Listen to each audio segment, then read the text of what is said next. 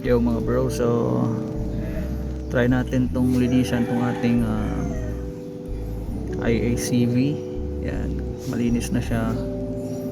Kung napapansin nyo, free na yung ikot nya. Kanina matigas yan,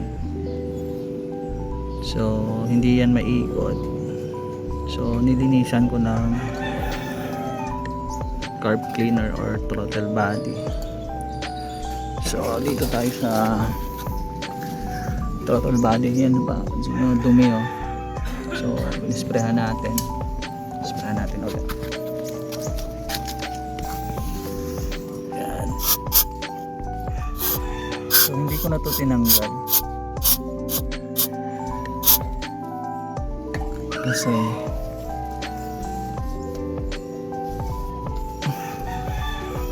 baka hindi ko maibalik. Kaya pinilit ko na lang na yung IHCV na lang yung tinatanggal. Dito nakapwesto yan oh. Sa ilalim na yan.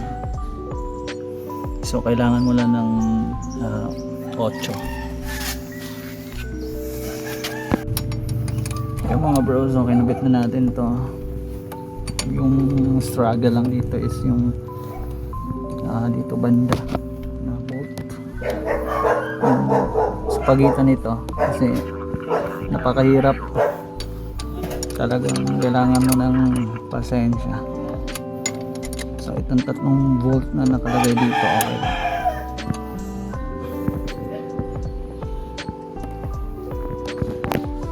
So far yan,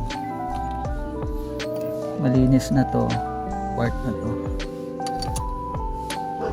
So try natin, sana mag okay ang idle nito. Ang issue nito is mababa yung idle na.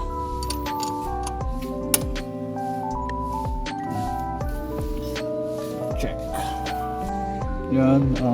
Okay na, install na natin battery, yung socket, ito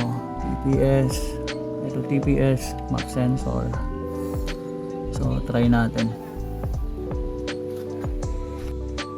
Okay, nandito na tayo sa loob ng sasakyan. Ayan. Check natin. Check engine is on, off. So start.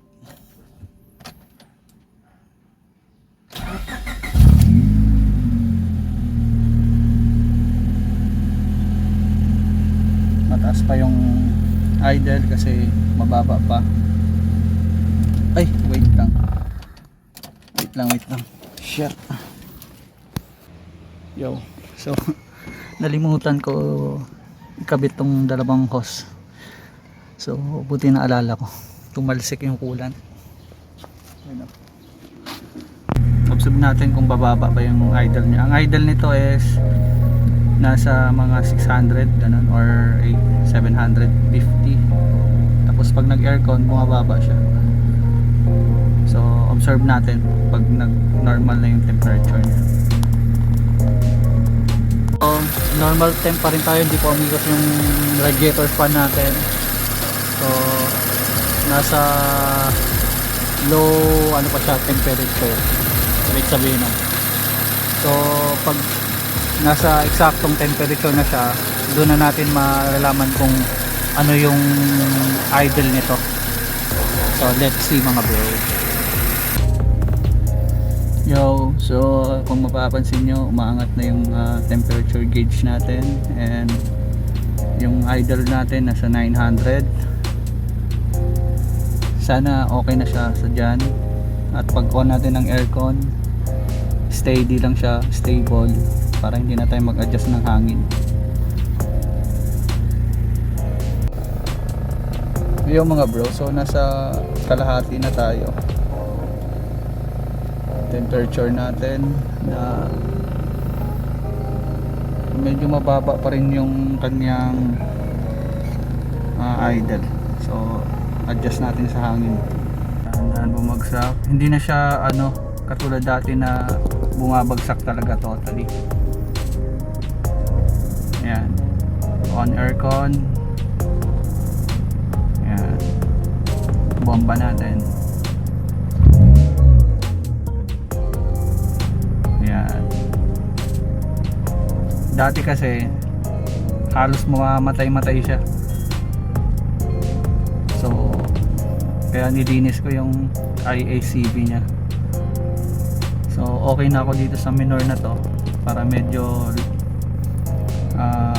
tipid sa gasolina. Okay naman siya eh. On natin yung ilaw.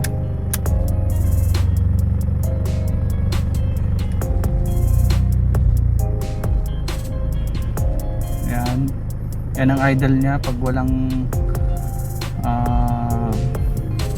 hindi naka-engage yung aircon. Tingnan natin pag nag-engage yung aircon. Yun, umangat konti tapos bumabalik. Yan. So okay na ako dyan. Hindi na siya bumabagsak. So yun lang mga bro. Boom. On yung ilaw yan oh.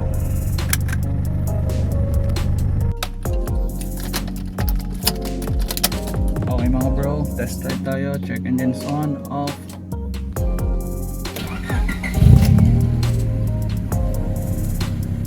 Temperature gauge nasa kalahati.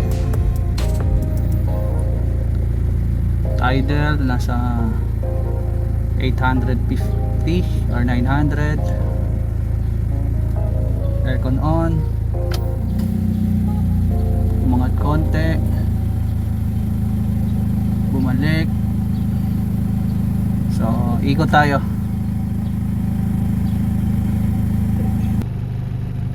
Okay, yan yung idle natin na may aircon.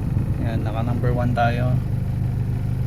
Sobrang init pero maganda aircon nito. So try natin, let's go.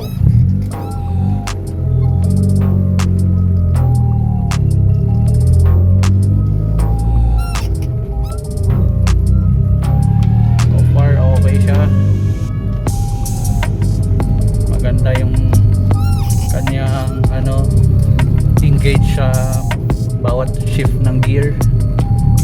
Hindi na ako nahihirapan compare dati na parang mamamatay talaga every time na mag downshift ako or magpalit ng gear. Katulad nito, mag stop, sudden stop, parang mamamatay yung makina, bumabagsak yung RPM. Pero ngayon stable na siya.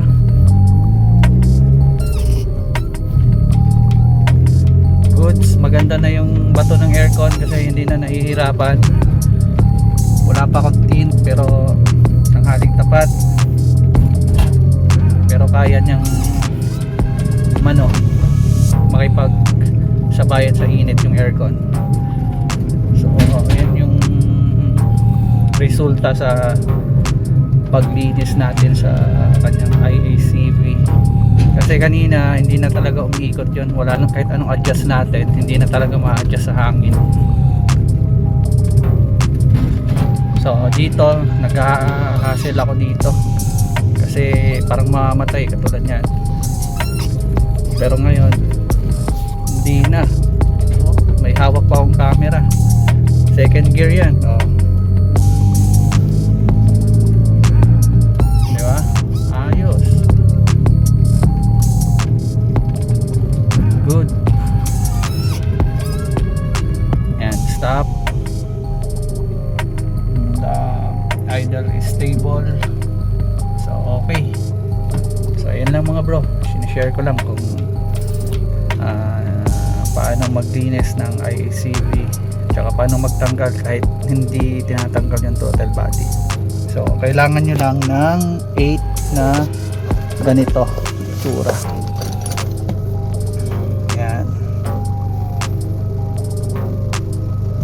Kasi ito lang talaga yung pandukot kasi yung ibang tools hindi kaya, tinatry ko na. So yun mga bro, babush.